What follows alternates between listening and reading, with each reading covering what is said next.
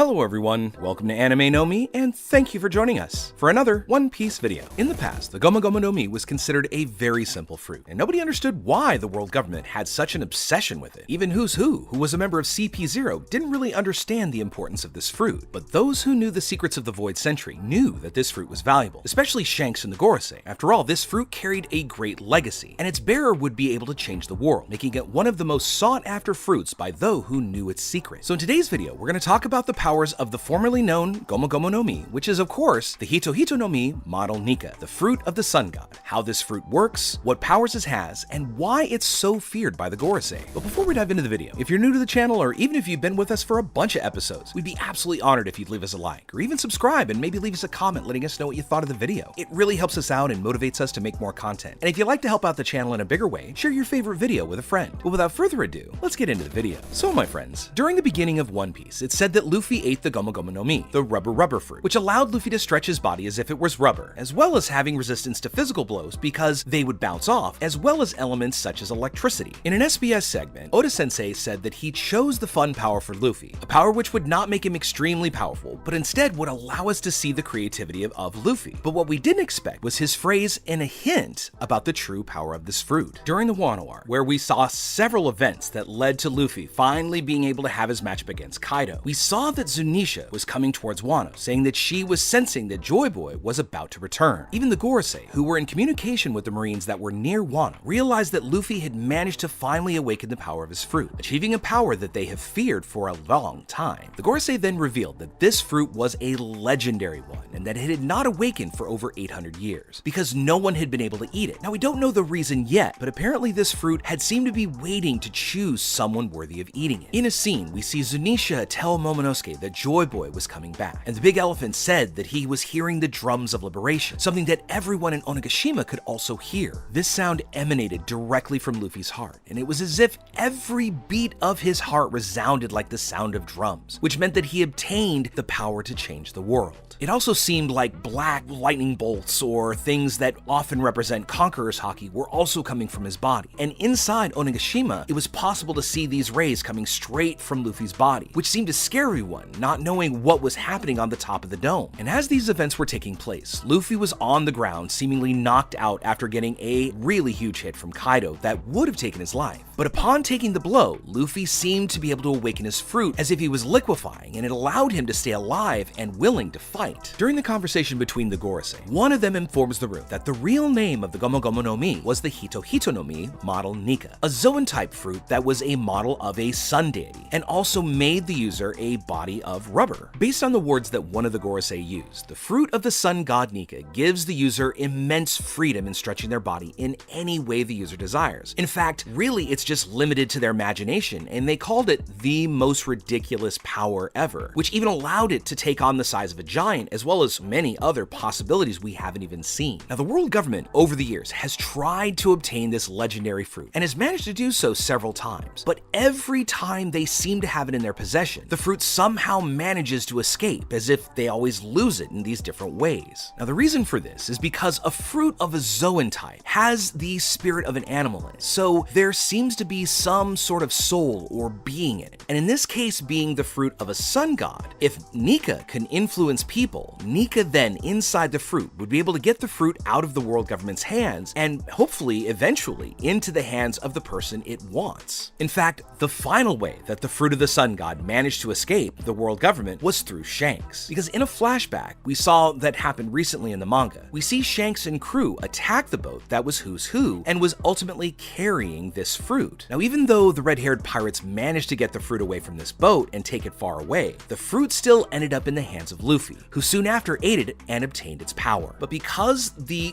Gorosei had worked so hard to cover up the name of this mythical Zoan fruit, no one really knew the true nature of it, and they just really referred to it as the Gomu Gomu no Mi, thus making it recognizable only because it's characteristic of giving the user the body of rubber, a power that nobody really would have been interested in. But the fruit carried the power to also also change the world. Now, the idea that a devil fruit, especially a Zoan, somehow possesses a consciousness of its own is still a very new idea in the One Piece universe, and even really seems like it might have the ability to persuade the people around it. A possible proof of this ability happens in the anime and even in the manga, because there are two slightly different described ways about how Luffy ended up eating the fruit. The first story, of course, as we all know, is that there was a mix-up between Shanks' crew and the bandits, and Luffy, in a moment of anger and hunger, observes the fruit that was inside the trunk. After that, Luffy impulsively starts to eat the fruit. Now, as we've all seen through the manga and the anime, devil fruits seem to have a horrible taste, and it only takes one singular bite for the person to obtain the power of that fruit. But despite the horrible taste, Luffy still continued eating the fruit. Now, once he was about halfway through, it was only then that he had paid attention to his surroundings, and it was only then that Shanks realized that he had eaten the fruit that was inside the box. Now, in the second version of this scene that was shown in the anime, while Shanks' crew is arguing with the bandits, Luffy is eating a piece of meat, and on the counter next to him is a small chest with the devil fruit. And during the conversation, Luffy was so hungry that after he finished the meat, he then ate the devil fruit that was in the trunk without even realizing it. And in this version, he ate the whole fruit, leaving absolutely nothing of it. And as I just said, devil fruits, if they taste horrible, it really wouldn't make sense for Luffy to eat the entire fruit without realizing what he was doing. And this shows that somehow Luffy might have been manipulated to eat the fruit. In fact, the fruit may have somehow managed to influence Luffy and think it would just tasted good. And therefore, Nika chose Luffy to be the bearer of its power, something that has not happened for over 800 years, which means that the fruit of the sun god spent many hundreds of years waiting to choose the worthy bearer to possess it. Now, before Luffy had even eaten Nika's fruit, it was supposed to go to Lucky Roo, because after all, it was him responsible for getting the fruit out of the boat, and it was always the rule of Shanks' crew that whoever found the fruit, they were the person who was going to eat it. But in still some unknown way, Shanks seemed to know, or at least may have learned, the real name of this fruit and the great power that it possessed, and also the location of where it would be so that he and his crew could steal it. There may even be the possibility that Nika somehow managed to influence Shanks to steal it, so that Nika could find some new carrier to get her power, a person capable of accomplishing what the old carrier was unable to do. And Shanks apparently may know about the power of this fruit and what it can do, since even though Luffy ate the fruit and got its power, he didn't ultimately get mad at him. It was just only the initial shock once Luffy ate it. But still, he could know that the fruit of the sun god had chosen Luffy as its bearer, and it's for this reason that Shanks placed all his hopes in the hands of that little child, trusting that Luffy would be able to fulfill his dream and be able to be king of the pirates and change the world. And I just want to say this again, the fact that the world government had managed to get this fruit several times, but still no Marine or world government member was able to eat it, and it was always lost, this really kind of, again, goes to support the idea that Nika and the soul inside this fruit may have influenced hundreds, if not thousands of people over the centuries to make sure that the devil fruit never ended up in the wrong hands. Because Nika was on a quest to find the person who could inherit Joy Boy's goals. Based on the legend of Nika, the sun god, he was responsible for freeing people who had been enslaved by others. And no matter if he was a human or a fishman, Nika always helped anyone they could. And it's for these reasons that Nika ended up being considered by many to be a deity. But what people didn't know is that Nika is an actual person who existed, and it's just a person who carries the power of the sun god in a devil fruit, and also obtained the title of Joy Boy. So after more than 800 years, Nika finally managed to find the one who would become the current Joy Boy of this era, the one being Monkey D. Luffy, the boy who had the dream of becoming king of the pirates just like Gold D. Roger. Now, we don't know yet what goals Luffy will now have now that he's become Joy Boy, but he does possess the power to change the world completely and ring in an era of peace that the former Joy Boy sought for years, all the way up to the end of his life. And even with activating and awakening his fruit, Luffy's personality still hasn't changed. I mean, he still remains the same kind-hearted man who fights for his friends and his dreams. So this could mean that he's ultimately going to find his real goal hidden in the poneglyphs that are still scattered around the world, and perhaps even on Laugh-Tale. So through these writings on the poneglyphs and all of the mysteries when they're revealed about what happened during the Void Century, it will be these things that will guide Luffy to his final goal, which of course is to free the people that have been enslaved throughout the world. So besides having the goal of becoming king of the pirates, Luffy will learn that he has a great mission to change the world with the power that he has, and ultimately bring a new dawn to the world. But for now, we'd love to know what you think about it. Do you think there are details at Laugh Tale that will finally give Luffy the whole scoop on what happened during the Void Century and what it means to be Joy Boy? And also, do you think Shanks actually knew about the Devil Fruit before Luffy ate it, or was it only until afterwards that he learned the secret of what was once the Gomu Gomu no Mi, but instead the Hito Hito no Mi model Nika? Let us know what you think in the comments below. So with all that said, my friends, I want to thank you so much for watching the video all the way up to the very end. Be sure you comment on any themes or ideas that you'd like to see in future videos. And also, since you made it this far, give us a like or hit that red subscribe button before you head out to take on the rest of your day. I really hope to see you all in our next video, and let's keep sailing this giant sea together. Take care.